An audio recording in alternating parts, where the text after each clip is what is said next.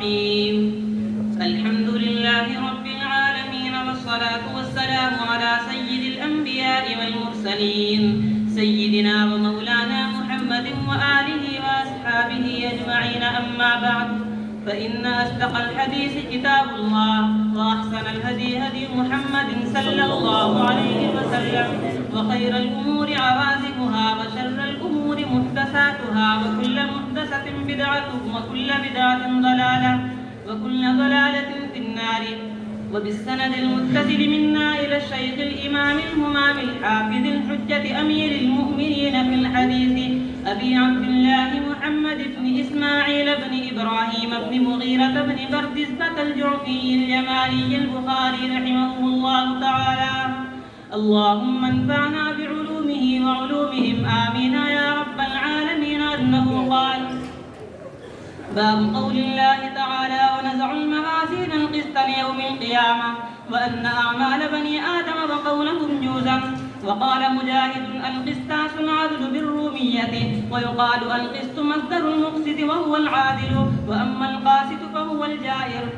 وبه قال حدثنا أحمد بن إشكاب قال حدثنا محمد بن فضيل عن عمارة بن القعقاع عن أبي زرعة عن أبي هريرة رضي الله تعالى عنه وعنهم أنه قال قال النبي صلى الله عليه وسلم كلمتان حبيبتان إلى الرحمن خفيفتان على اللسان ثقيلتان في الميزان سبحان الله وبحمده سبحان الله العظيم.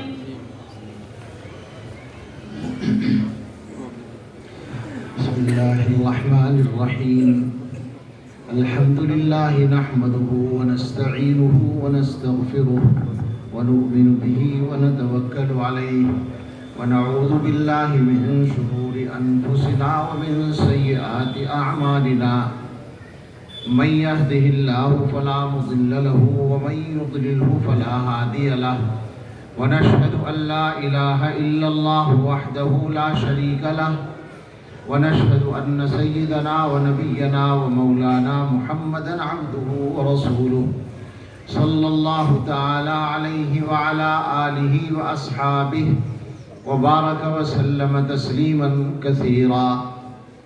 أما بعد فأعوذ بالله من الشيطان الرجيم بسم الله الرحمن الرحيم وما ينطق عن الهوى إن هو إلا وحي يوحى صدق الله العظيم. وبعد فإن أصدق الحديث كتاب الله وأحسن الهدي هدي سيدنا محمد صلى الله عليه وسلم وخير الأمور عوازمها وشر الأمور محدثاتها وكل محدثة بدعة وكل بدعة ضلالة وكل ضلالة في النار. وبالسند المتصل منا إلى الشيخ الإمام الهمام الحافظ الحجة أمير المؤمنين في الحديث أبي عبد الله محمد بن إسماعيل بن إبراهيم البخاري الجعفي رضي الله تعالى عنه ونفعنا بعلومه وعلومهم آمين أنه قال باب قول الله ونضع الموازين القسط ليوم القيامة وأن أعمال بني آدم وقولهم يوزن. وقال مجاهد القسطاس العدل بالرومية ويقال القسط مصدر المقسط وهو العادل وأما القاسط فهو الجائر. وبه قال حدثنا أحمد بن إشكاب قال حدثنا محمد بن فضيل عن عمارة بن القعقاع عن أبي زرعة عن أبي هريرة رضي الله تعالى عنه قال قال النبي صلى الله عليه وسلم كلمتان حبيبتان إلى الرحمن خفيفتان على اللسان ثقيلتان في الميزان سبحان الله وبحمده سبحان الله العظيم. ساقی دہلی کے مستوں نے بعرض دیوبند جب رکھی بنیاد میخانہ بطور یادگار دور دورہ ساغر صحبائے طیبہ کا ہوا جرعہ نوشان ازل آئے قطار اندر قطار قاسم و محمود و انور نے لڑھائے خم کے خم اپنی وسعت کے مطابق پی گیا ہر بادہ خار اس کے ہر میخار کو پیر مغاں کا حکم ہے، با خدا دیوانہ باشو با محمد ہوشیار، آج بھی آفاق میں اس میں کدے کی دھوم ہے، چار جانب سے سمٹ کر آ رہے ہیں بادخار۔ اور یہ صرف دیوبند اور دارالعلوم کی بات نہیں ہے، بلکہ اس نہج پر چلنے والے تمام ادارے سہارنپور سے لے کر ہندوستان کے تمام علاقوں اور اس کے بعد دنیا کے مختلف ملکوں، مختلف بر اعظموں میں حضرات اکابر دیوبند رحمہم اللہ کے طریقے پر جو مدرسے چل رہے ہیں وہ سارے اس کا حصہ اور اس کا مصداق ہیں۔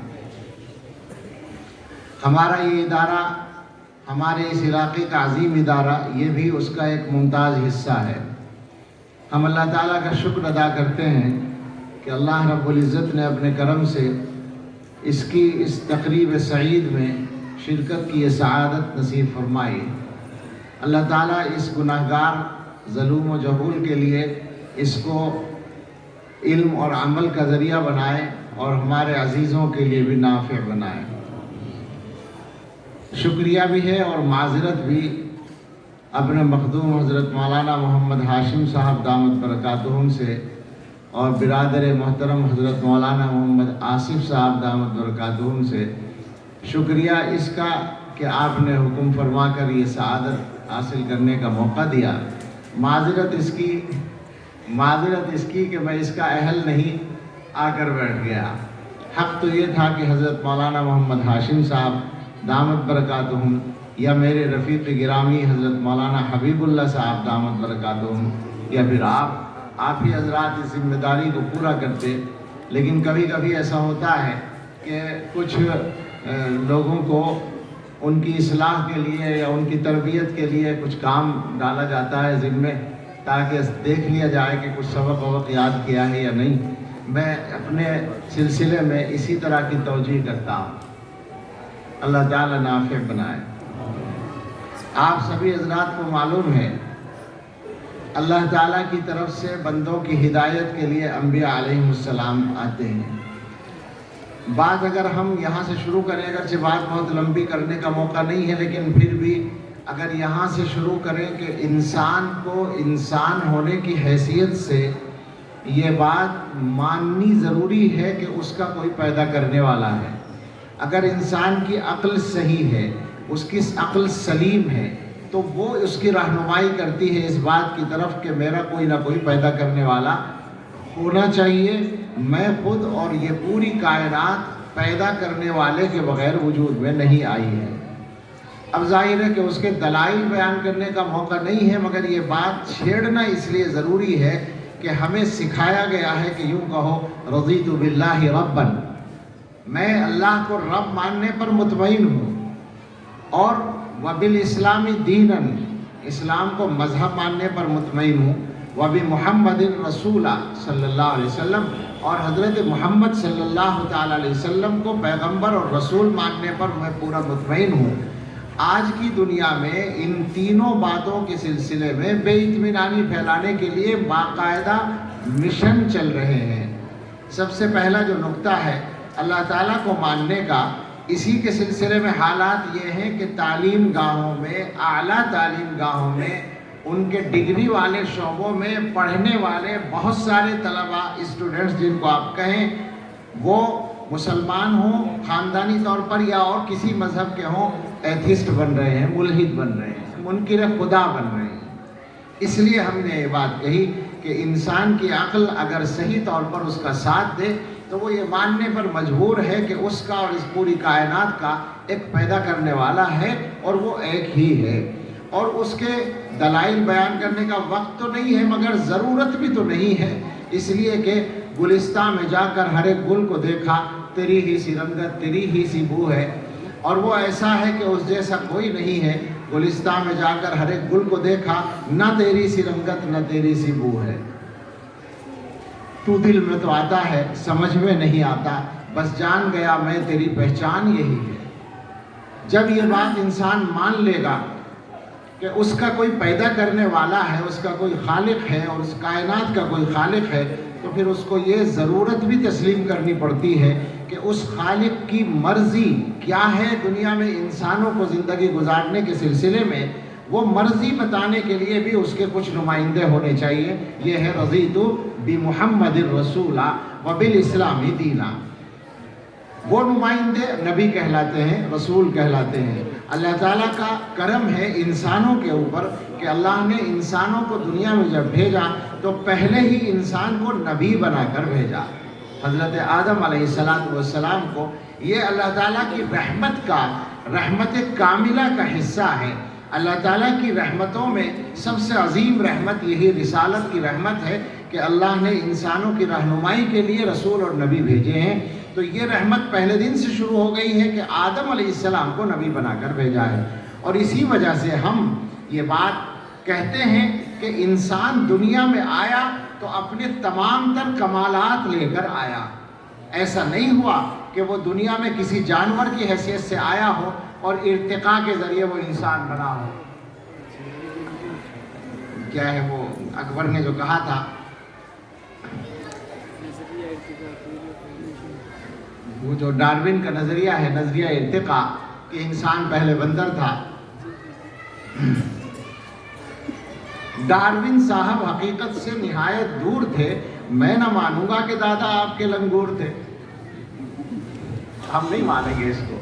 ہم یہ مانتے ہیں اور دعویٰ کرتے ہیں کہ انسان، پہلا ہی انسان جو دنیا میں آیا وہ کامل العقل انسان تھا، بلکہ ہر اعتبار سے کامل انسان تھا، وہ اللہ کا پیغمبر تھا۔ اس رسالت کا نقطہ عروج خاتم الانبیاء والمرسلین رحمت للعالمین حضرت محمد الرسول اللہ صلی اللہ تعالیٰ علیہ وسلم کی ذات گرامی ہے اور آپ کی تشریف آوری ہے۔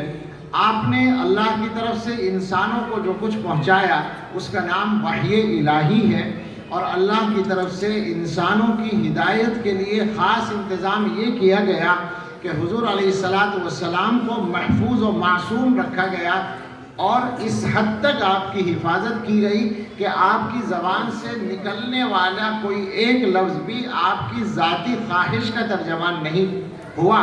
اللہ تعالیٰ نے سند عطا فرمائی کلام الہی میں، وَمَا يَنطِقُ عَنِ الْهَوَىٰ إِنْ هُوَ إِلَّا وَحْيٌ يُوحَىٰ۔ پیغمبر جو کچھ بولتے ہیں وہ ان کی اپنی خواہش کا ترجمان نہیں ہوتا، وہ وحی الہی ہوتی ہے۔ رسول اکرم صلی اللہ تعالیٰ علیہ وسلم نے اللہ کی وحی کو دو طریقوں سے پیش کیا جیسا اللہ کا حکم تھا۔ ایک وحی قرآن کریم کی شکل میں جس کے الفاظ اللہ کے یہاں سے ملے، ایک وحی اس کے علاوہ، اور وہ وحی حدیث کہلاتی ہے۔ آپ حضرات نے حدیث کی اصطلاحی تعریفیں پڑھ لی ہیں، ان پہ جانے کی ضرورت نہیں ہے، لیکن یہ بات بھی واضح کرنا ضروری ہے۔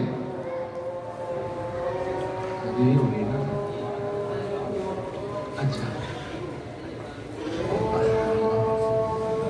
دونوں گنجائش ہوتی ہے، جاری رکھنے کی بھی گنجائش ہے۔ تو رسول اکرم صلی اللہ تعالیٰ علیہ وسلم نے انسانوں کو جو وحی غیر مطلوع عطا فرمائی اللہ کی طرف سے، جس کو ہم حدیث کہتے ہیں، اور آپ کی ذات اقدس سے جو افعال صادر ہوئے یا آپ کی موجودگی میں جو کچھ کیا گیا اور آپ نے اس کو برقرار رکھا، وہ سب کا خلاصہ حدیث ہے۔ تو آج کے زمانے میں اس کو بھی کھول کر کہنا ضروری ہے کہ انسانوں کی ہدایت کے لیے صرف قرآن ہی اللہ نے نہیں بھیجا ہے، انسانوں کو صحیح راستے پر چلانے کے لیے ضروری ہے کہ وہ اللہ کے کلام کے ساتھ ساتھ رسول اللہ صلی اللہ تعالیٰ علیہ وسلم کی حدیث کو بھی مانیں۔ ہمارے زمانے میں چونکہ ہر قسم کے باطل نظریات جو کبھی دنیا میں وجود میں آئے ہو آج بھی موجود ہیں اور دوبارہ سر ابھار رہے ہیں۔ ہمارے قریبی علاقوں میں وہ طبقہ موجود ہے جو یہ بات کہتا ہے کہ حسبنا کتاب اللہ، قرآن والے اہل قرآن جو ہیں ہمارے علاقوں میں موجود ہیں۔ مجھے ذاتی طور پر معلوم ہے یہ بات۔ ان میں بعض لوگ 3 نمازیں پڑھتے ہیں اس لیے کہ ان کی عقل میں، ناقص عقل میں یہ آتا ہے کہ قرآن میں 3 نمازوں کا ذکر ہے اور قرآن کافی ہے، حدیث کی ضرورت نہیں ہے۔ ان ظالموں سے کوئی پوچھے کہ تمہیں قرآن کا قرآن ہونا کہاں سے معلوم ہوا ہے؟ حدیث سے معلوم ہوا ہے، اس کے علاوہ کوئی راستہ نہیں ہے۔ تو رسول اللہ صلی اللہ تعالیٰ علیہ وسلم یہ بھی بتا چکے ہیں کہ ایسا ہوگا کہ ایک آدمی ٹیک لگا کر اپنے تکیے پر اریکہ اپنی مسحری پر بیٹھا ہوگا، پیٹ بھرا ہوا ہوگا اور وہ کہہ رہا ہوگا کہ حسبنا کتاب اللہ، ہمارے لیے اللہ کی کتاب کافی ہے۔ غلط بات ہے۔ رسول اللہ صلی اللہ علیہ وسلم نے ایسے لوگوں کے بارے میں بھی خبر دی ہے کہ جن کی عبادتوں کا یہ عالم کہ صحابہ کو مخاطب کر کے حضور فرماتے ہیں کہ تحقرون صلاتکم من صلاتہم وصیامکم من صیامہم، ان کی نمازوں کے سامنے اپنی نمازوں کو، ان کے روزوں کے سامنے اپنے روزوں کو تم حقیر سمجھو گے، اور وہ قرآن بھی پڑھیں گے، یقرؤون القرآن، لیکن فرمائے لا یجاوز تراقیہم، وہ ان کے گلے سے نیچے نہیں اترے گا، یمرقون من الدین کما یمرق السہم من الرمیہ، وہ دین سے اس طرح نکل جائیں گے جیسے تیر کمان سے نکلتا ہے۔ اس لیے ہمیں یہ کہنا ہے کہ اللہ کی طرف سے ہدایت کے لیے کلام اللہ اور کلام رسول اللہ دونوں کی ضرورت ہے۔ اہدنا الصراط المستقیم صراط الذین انعمت علیہم، اور الذین انعمت علیہم آپ نے پڑھ لیا ہے من النبیین والصدیقین والشہداء والصالحین۔ اشارے ہیں، تفصیل کا موقع نہیں ہے۔ عرض یہ کرنا ہے کہ رسول اللہ صلی اللہ علیہ وسلم کی طرف سے جس طریقے سے پوری امانت کے ساتھ، حفاظت کے ساتھ قرآن کریم پہنچا دیا گیا اور امت کے پاس وہ اللہ تعالیٰ کے فیصلے کے مطابق ایک ایک حرف محفوظ ہے اور موجود ہے، اسی طریقے سے رسول اللہ صلی اللہ علیہ وسلم کا پورا لایا ہوا پیغام احادیث کی شکل میں حضرات صحابہ رضی اللہ تعالی عنہم نے پہنچا دیا امت کو اور اپنے بعد کی نسلوں کو۔ اور یہ علم حضرات صحابہ، پھر تابعین اور تبع تابعین کی محنتوں سے ترقی کر کے اس درجے پر پہنچا کہ 200 برس کے عرصے میں اس علم کا ایک ایسا ذخیرہ مرتب ہو گیا جس کی کوئی مثال دنیا کے مذاہب کی تاریخ میں نہیں ہے۔ اس نے جب ترقی کا اعلیٰ درجہ حاصل کیا تو محمد ابن اسماعیل بخاری کی صحیح الجامع المسند الصحیح المختصر من سنن رسول اللہ صلی اللہ علیہ وسلم، کیا ہے؟ من امور رسول اللہ صلی اللہ علیہ وسلم وسننہ وایامہ، یہ کتاب وجود میں آئی اور اس کتاب کو اللہ رب العزت نے وہ مقام عطا کیا کہ ابو علی مروزی کہتے ہیں کہ میں نے خواب میں رسول اللہ صلی اللہ علیہ وسلم کو دیکھا، آپ فرما رہے ہیں کہ تم کب تک شافعی کی کتاب پڑھاؤ گے اور میری کتاب نہیں پڑھاؤ گے؟ میں نے پوچھا آپ کی کتاب کون سی ہے؟ فرمایا محمد ابن اسماعیل بخاری کی صحیح۔ اور یہی وہ کتاب ہے جس کو قرآن کریم کے بعد تنہا وہ کتاب ہے جس کو یہ شرف حاصل ہے کہ کعبۃ اللہ کے اندر اس کی پوری قرأت کی گئی ہے۔ پوری بخاری شریف کعبۃ اللہ کے اندر بھی پڑھی گئی ہے، قرآن پڑھا گیا یا بخاری پڑھی گئی ہے۔ یہ ایسی مقبول کتاب ہے اللہ تعالیٰ کی طرف سے۔ آج ہم اس کی تکمیل کی تقریب میں شریک ہیں۔ اب ہم اس کے مضمون کی طرف آ جائیں تو مناسب ہے، ہمارے طلبہ نے پڑھا ہے کہ یہ جو باب ہے یہ باب کتاب التوحید کا حصہ ہے۔ جلدی 2-4 باتیں آپ کی پڑھی ہوئی اور اساتذہ سے سنی ہوئی وہ میں عرض کر دوں کہ کتاب التوحید کے سلسلے میں بعض حضرات کا خیال ہے کہ یہ کتاب الاعتصام بالکتاب والسنہ کا تکملہ ہے۔ حضرت شیخ الحدیث مولانا زکریا صاحب رحمۃ اللہ علیہ کا یہی خیال ہے، اعتصام بالکتاب والسنہ کا تکملہ یہ کتاب ہے، لیکن اکثر حضرات کہتے ہیں کہ یہ ایک مستقل کتاب ہے اور اس کے عنوان میں نسخوں کا فرق بھی آپ کو معلوم ہے۔ کتاب التوحید والرد علی الجہمیہ، فربری سے نقل کرنے والے جتنے روات ہیں ان کے یہاں یہی ہے، لیکن مستملی کے یہاں ایک لفظ اور ہے وغیرہم، تو پورا عنوان بنتا ہے کتاب التوحید والرد علی الجہمیہ وغیرہم۔ عجیب و غریب بات ہے کہ حدیث کی سب سے زیادہ معتبر اور مستند کتاب لکھی جا رہی ہے اور اس کی تکمیل ہو رہی ہے اہل باطل یا غلط افکار، غلط نظریات، غلط عقائد رکھنے والے باطل فرقوں کی تردید پر۔ کون ہیں وہ لوگ جو یہ کہتے ہیں کہ صاحب غلط بات کو غلط نہ کہو؟ کیسے نہ کہیں؟ ہم نے تو یہی جانا ہے اور یہی سیکھا ہے کہ ہمارے یہاں بخاری شریف کی تکمیل ہو رہی ہے تو اسی بات پر ہو رہی ہے کہ دنیا میں بہت سارے لوگ غلط عقیدہ لیے بیٹھے ہیں، تمہیں اس سے بچنا ہے۔ اور عقیدہ بھی کس کے بارے میں؟ توحید کے بارے میں۔ آپ حضرات کو معلوم ہے کہ ابتدائی صدیوں میں جو فرقے وجود میں آئے تھے ان میں جہمیہ اور معتزلہ مشہور فرقے ہیں۔ جہمیہ کا خیال تھا کہ کہ اللہ تعالیٰ کی توحید کو ماننے کا صحیح مفہوم یہ ہے کہ اللہ کی ذات کو مانا جائے، صفات کو نہ مانا جائے۔ وہ صفات کا انکار کرتے تھے، اس لیے کہ صفات کو اگر حادث مانے تو اللہ کی شان کے خلاف ہے، اور قدیم مانے تو تعدد قدمہ لازم آتا ہے۔ لہٰذا انہوں نے سوچا کہ وہ سر ہی کاٹ دو جس میں درد ہو۔ مسئلہ یوں حل کر لیا کہ صفات کا انکار کر دیا۔ ظاہر بات ہے یہ اللہ تعالیٰ کے کمالات کا انکار تھا۔ اہل سنت والجماعت کی توحید یہ ہے کہ باری تعالیٰ کی ذات کو بھی ماننا ہے اور باری تعالیٰ کی صفات کو بھی ماننا ہے۔ امام بخاری رحمۃ اللہ علیہ اس کتاب میں زیادہ تر صفات کو ثابت کر رہے ہیں مختلف ابواب کی شکل میں۔ یہ جو آخری باب ہے اس کی غرض کیا ہے، ترجمۃ الباب کا مقصد کیا ہے، آپ کو معلوم ہے کہ اس سلسلے میں الگ الگ رائے ہوتی ہے، شاید ہر عنوان کے بارے میں، بخاری کے ہر ترجمے کے بارے میں۔ یہاں بھی وہی صورتحال ہے۔ میں دو آراء کا ذکر کرنا مناسب سمجھتا ہوں۔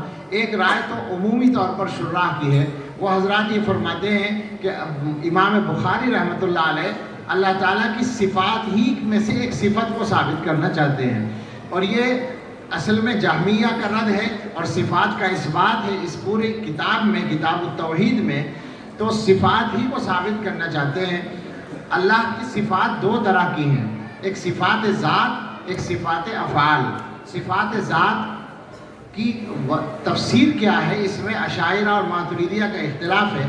اشاعرہ یہ کہتے ہیں کہ صفات ذات وہ ہیں جن کے ساتھ اللہ تعالیٰ ازلاً اور ابداً متصف ہیں، اور صفات افعال وہ ہیں کہ جن کے ساتھ اللہ تعالیٰ ازلاً متصف نہیں ہیں، ابداً متصف ہیں، اور حقیقت میں وہ الگ صفات نہیں ہیں بلکہ اللہ کی صفت ارادہ کے مظاہر ہیں۔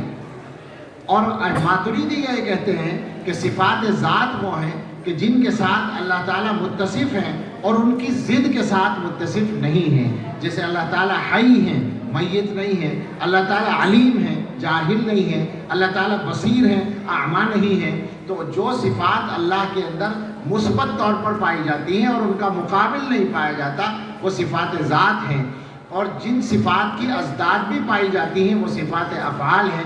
مثلا اللہ تعالیٰ زندہ کرنے والے ہیں، محیی ہیں، تو ممیت بھی ہیں، مارنے والے بھی ہیں، اسی طرح سے مختلف صفات ہیں۔ تو یہ دو قسم کی صفات ہیں اللہ رب العزت کی۔ صفات ذات آپ نے پڑھا ہے کہ 7 ہیں، حیات، علم، قدرت، ارادہ، سمع، بصر اور کلام، اور باقی صفات افعال ہیں۔ صفات افعال کے سلسلے میں یہ سمجھ لینا کافی ہے کہ اللہ تعالیٰ کی صفت قدرت اور صفت ارادہ جب کسی کام سے متعلق ہوتی ہے تو صفات افعال میں سے کوئی صفت ظاہر ہو جاتی ہے۔ مثلا اللہ تعالیٰ نے ارادہ کیا کسی کو پیدا کرنے کا تو خالق کی صفت ظاہر ہو گئی، اللہ نے ارادہ کیا کسی کو رزق دینے کا تو رازق کی صفت آ گئی۔ اس طرح سے صفات افعال آتی ہیں۔ یہاں ایک اللہ تعالیٰ کی صفت فعلیہ کا ذکر ہے، اور وہ یہ ہے کہ اللہ تعالیٰ بندوں کے اعمال کا وزن کریں گے۔ تو یہ وزن اعمال کا معاملہ ہوا، گویا کہ اللہ کی ایک صفت ثابت ہو گئی۔ اسی کے ساتھ ساتھ دوسرا قول یہاں پر علامہ ابن قیم رحمۃ اللہ علیہ کا ہے، اور ہمارے زمانے کے فخر المحدثین علامہ انور شاہ کشمیری رحمۃ اللہ علیہ کی بھی وہی رائے ہے۔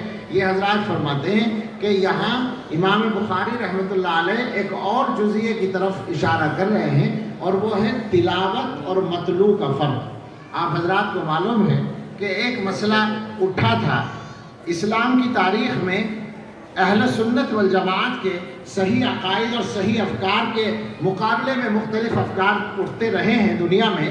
تو اس میں ابتدائی زمانے میں 2ویں صدی میں جب بنو عباس کی حکومت مستحکم ہو گئی تھی، بلکہ عروج پر تھی، ہارون رشید کا زمانہ گزر گیا تھا، مامون کا زمانہ چل رہا تھا، اور آپ کو معلوم ہے کہ طاقت کا یہ عالم تھا کہ بادل کو دیکھ کر کہا تھا مامون نے کہ یا صحابت امطری حیث شئتی فسیأتینی خراجکی، اے بادل تو چاہے جہاں جا کے برس، تیرے برسنے جس سے جو پیداوار ہوگی اس کا خراج میرے ہی پاس آئے گا۔ یہ وسعت کا عالم تھا حکومت کی۔ تو ظاہر ہے کہ ایسے حالات میں کچھ ذہن و دماغ میں ادھر ادھر کی باتیں بھی ہو جاتی ہیں۔ معتزلہ فرقے نے ان کے ہاں رسوخ پایا اور اپنے افکار کا ان کو اسیر کر لیا۔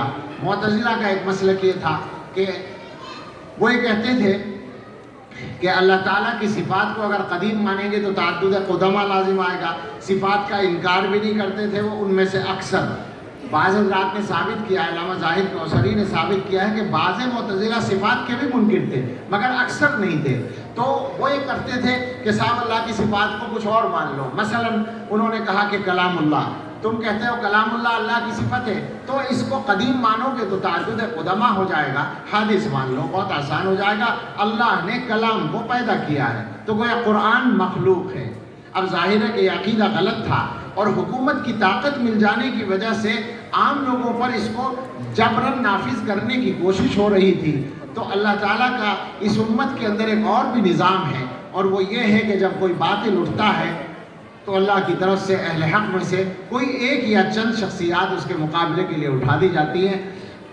جیسے ہمارے اس آخری 100-150 سال کے عرصے میں دنیا کے اکثر حصوں میں اٹھنے والے باطل کا مقابلہ اللہ تعالیٰ نے حضرات اکابر علماء دیوبند اور ان کے خوشچینوں کے حصے میں رکھا ہے.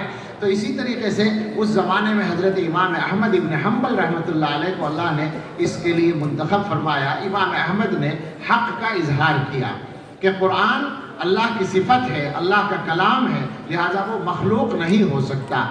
اب عجیب بات ہے بھئی، ایک علمی مسئلہ ہے، جس کی جو رائے ہے اسے رکھنے دو، لیکن حکومتوں کا معاملہ یہی ہوتا ہے. حکومت نے جبراً نافذ کرنا چاہا، حضرت نے انکار کر دیا، ان کو گرفتار کر لیا گیا اور 28 مہینے تک قید میں رکھا گیا اور روزانہ نکال کر کوڑے بھی لگائے جاتے تھے.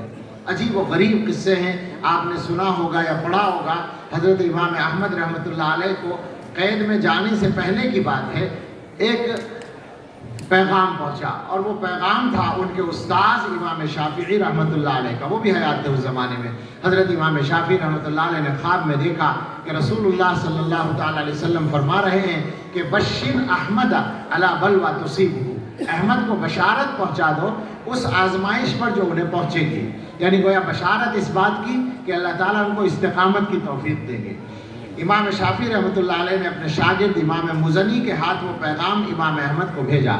امام مزنی پیغام لے کر پہنچے تو امام احمد نے فرمایا کہ شاید میرے آقا نے میرے اندر کچھ کمزوری محسوس کی ہے تو میرا حوصلہ بڑھانے کے لیے مجھے تقویت دینے کے لیے پیغام بھیجا ہے. اس کے بعد فرمایا کہ اس خوشخبری کے جواب میں مجھے تمہیں کچھ دینا چاہیے. میرے پاس کچھ دینے کے لیے نہیں ہے تو جو یہ کرتا میں نے پہن رکھا ہے میں یہ نکال کر تمہیں دیتا ہوں ہدیے کے طور پر. وہ کرتا مزنی صاحب لے کر آئے، امام شافعی کے پاس پہنچے.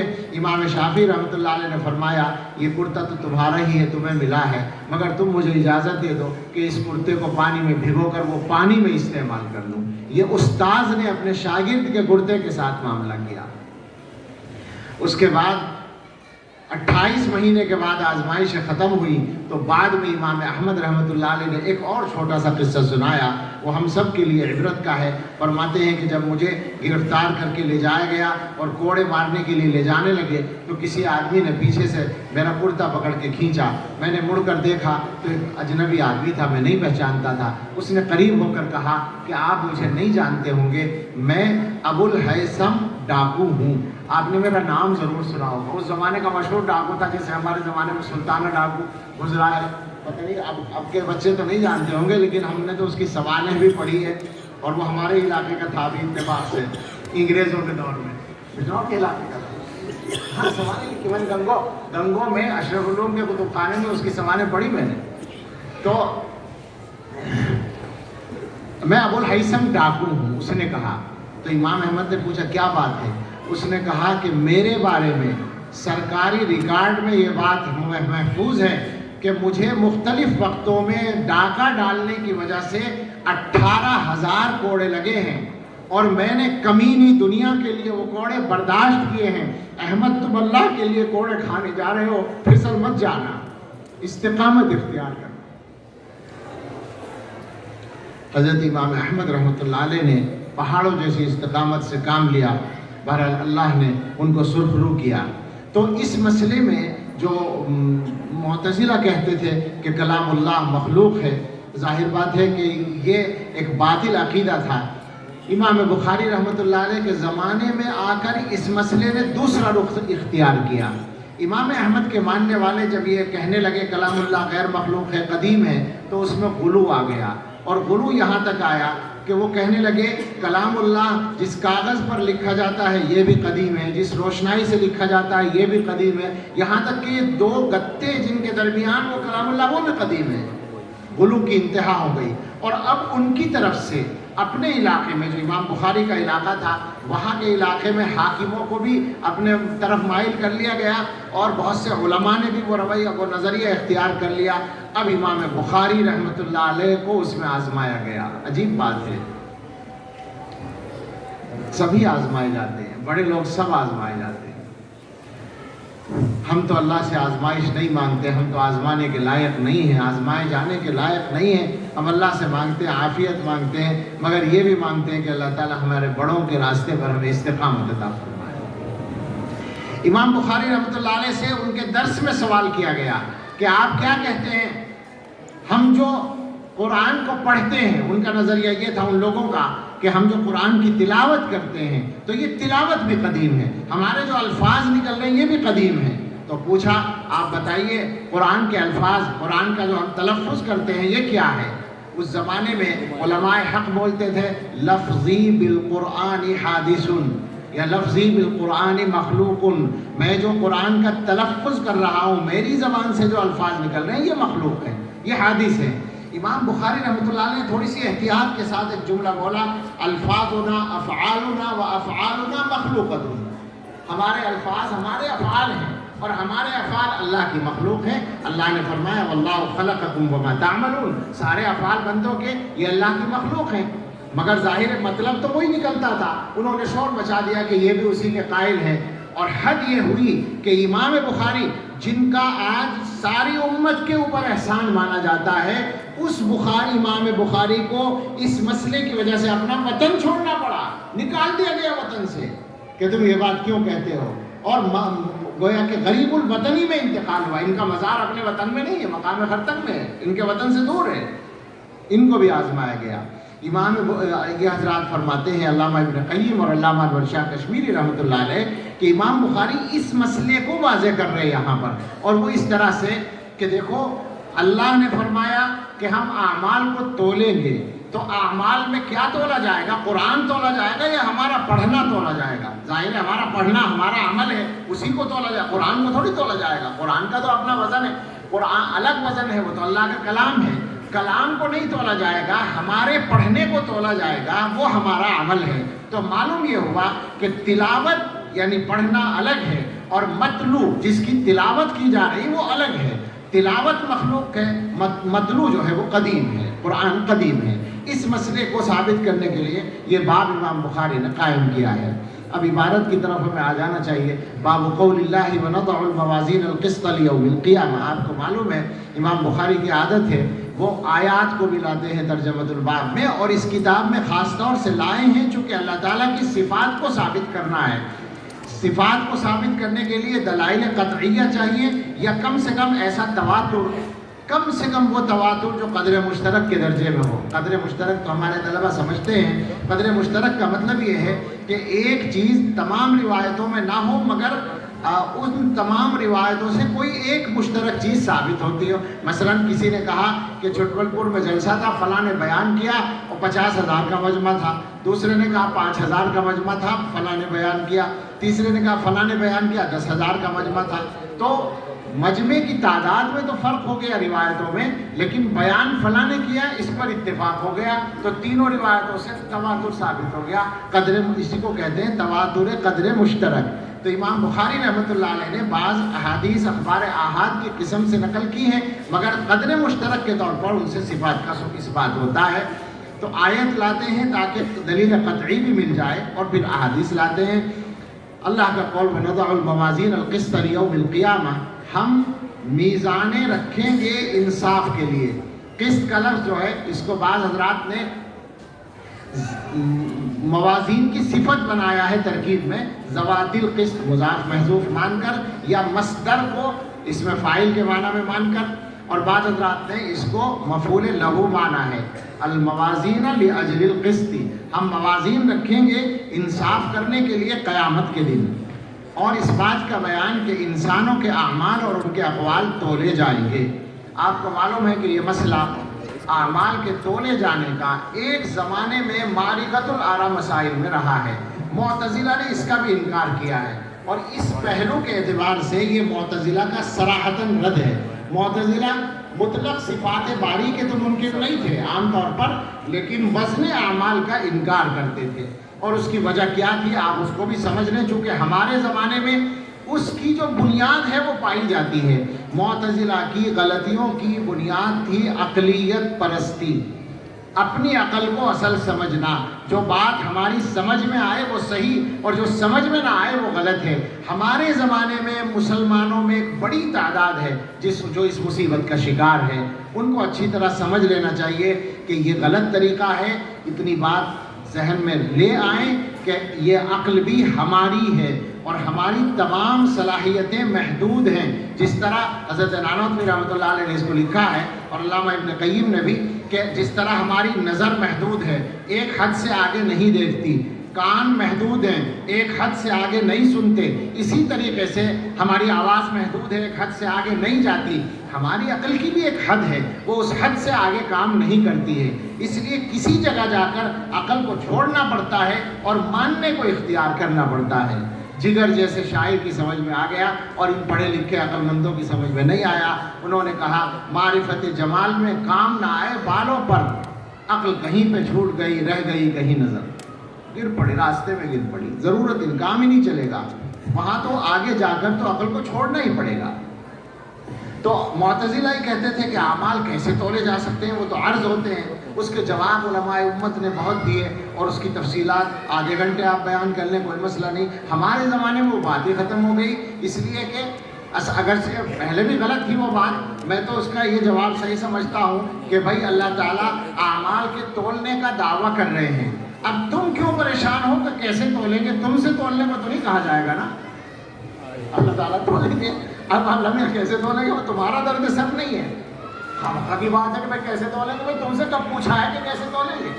اللہ میاں نے فرمایا ہم تولیں گے، اب تمہیں کیا مطلب ہے کیسے تولیں گے؟ یہ تو ایک جواب ہے جو ایمان کا جواب ہے۔ باقی یہ ہے کہ ہمارے زمانے میں انسان اپنے محدود وسائل کے ساتھ ہوا کی رفتار ناپتا ہے کہ ہوا اتنے میل فی گھنٹہ چل رہی ہے، بدن کے اندر کی حرارت ناپتا ہے، بدن کا کولیسٹرول اور شوگر ناپتا ہے، اور صاحب گرمی اور سردی کا درجہ ناپتا ہے اپنے محدود وسائل کے ساتھ۔ تو اللہ تعالیٰ جو علی کل شیء قدیر ہیں، وہ تمہارے اعمال کو کیوں نہیں ناپ سکیں گے؟ اور ہمارے زمانے میں ایک بات اور بھی ہے کہ اب تو انسان پرانے زمانے کی آوازوں وغیرہ کو واپس لا کر سننے کی کوشش کر رہا ہے۔ تم کہتے ہو اعمال عرض ہے، اب وہ عرض واپس آ رہی ہے، تو اللہ تعالیٰ کے لیے کیا مشکل ہے کہ ان سب کو جمع کر کے اللہ تعالیٰ تول سکیں۔ اور علامہ ابن قیم کا وہ جواب بھی یاد کر لیں کہ عالم تین ہیں، ایک عالم دنیا ہے، ایک عالم برزخ ہے، ایک عالم آخرت ہے۔ تینوں عالموں کے احکام الگ الگ ہیں۔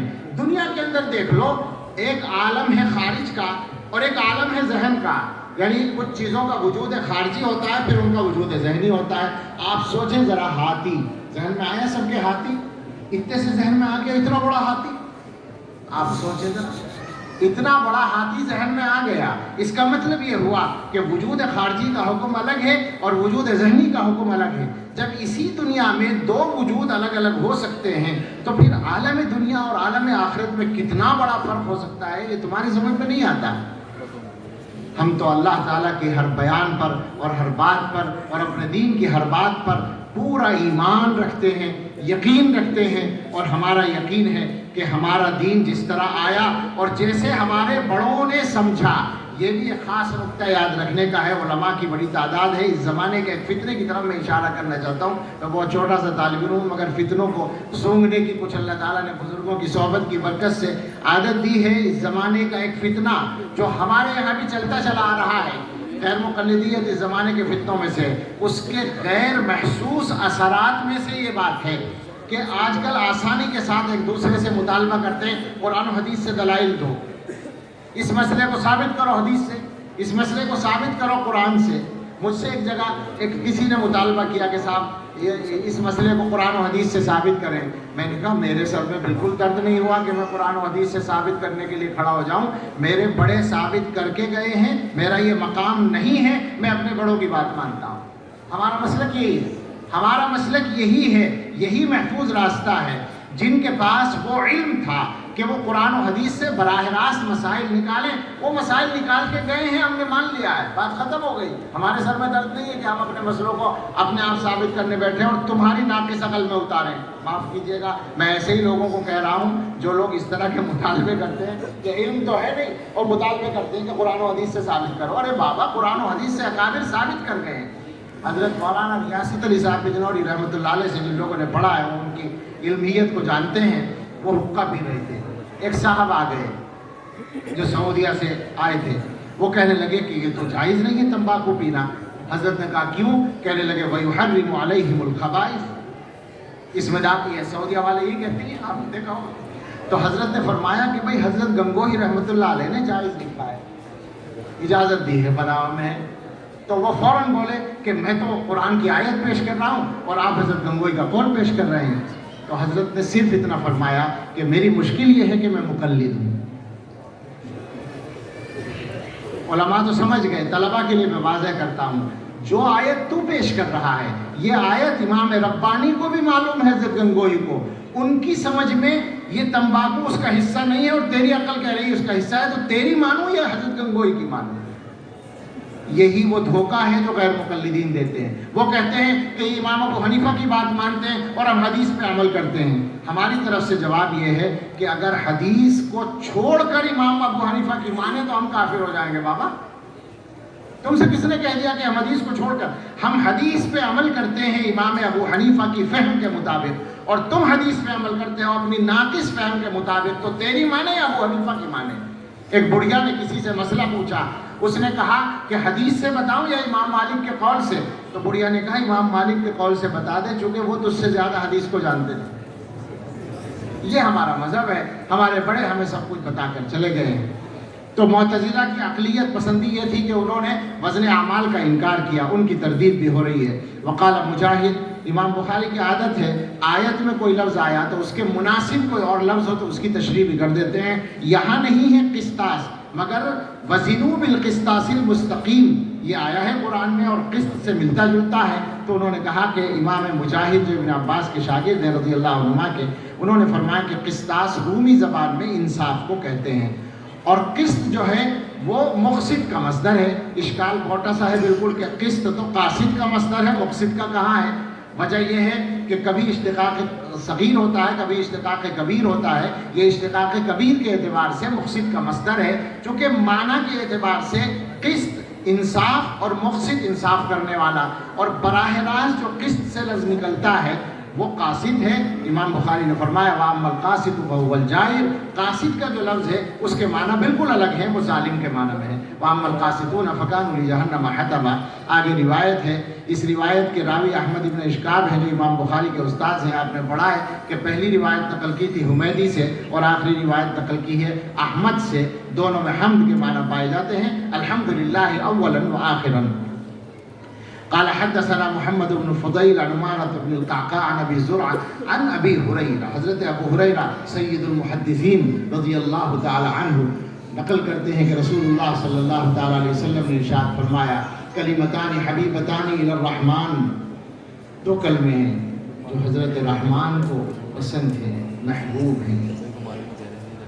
اللہ تعالیٰ بندوں کے کہے ہوئے کلموں کو پسند کریں، یہ اللہ کی رحمت کی ہے اور کچھ نہیں ہے، اس لیے رحمان کا لفظ لایا گیا۔ خفیفتان علی اللسان، بولنے میں ہلکے ہیں، زبان پر ہلکے ہیں۔